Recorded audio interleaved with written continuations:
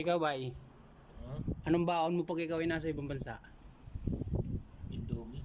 Indomie, wala na iba?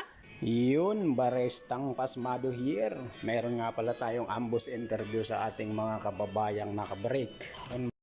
Mga kabayan, may tanong ako sa inyo. Ano bang kailangan baon natin pag nasa ibang bansa? Anong kailangan baonin? Tibay at lakas ng loob. Tibay at lakas ng loob. Matibay. Araw-araw sipag lang. Araw-araw sipag, di na ito natutulog. Ikaw ba anong baon mo pag ikaw ay nasa ibang bansa? Indomie. Indomie, wala na iba? Wala na iba? Tawag nito? Rice cooker. Rice cooker. Importante yan. Importante. Mahalaga rice cooker. Tips na yun, tips. Okay. Ikaw, anong baon mo sa ibang bansa? Pag nasa Lakas lang ng loob. lakas ng loob. Talagang pasok yan eh. Ako naman, ang baon ko lang mahabang pasensya lang. Takangiti lang araw-araw. So yun, saya. Siyempre, lalo na pag may pahinga. Land-based, no?